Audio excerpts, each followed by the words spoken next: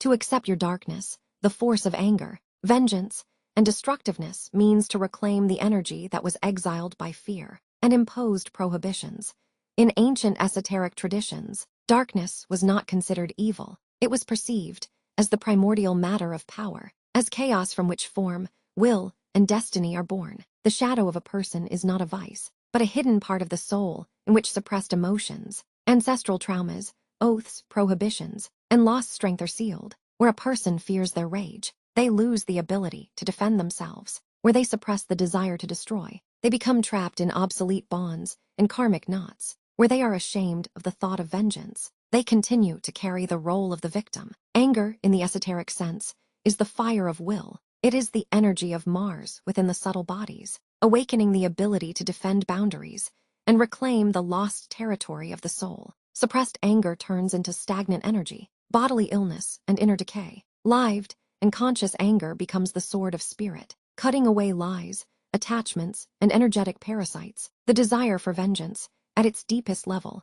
is a distorted striving for cosmic balance. The soul seeks to restore equilibrium when the law of exchange has been violated, when pain, betrayal, or violence has been inflicted. If a person suppresses this feeling, the karmic knot remains active, and the scenario repeats.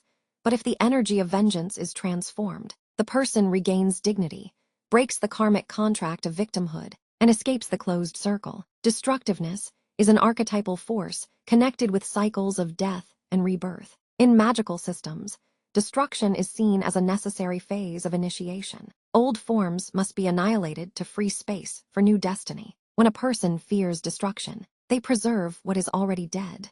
Relationships without energy, beliefs without truth, paths without purpose, unaccepted darkness becomes a doorway for external influences. Suppressed emotions create cracks in the energetic field, through which fears, imposed programs, and foreign will intensify.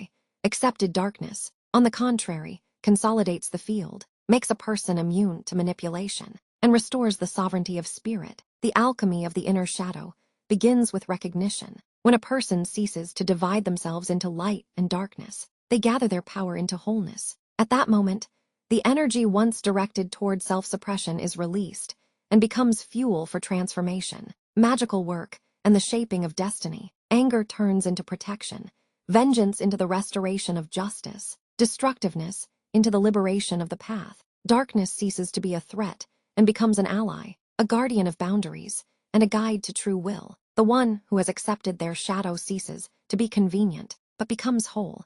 They can no longer be enslaved by fear, held by lies, or bound by guilt.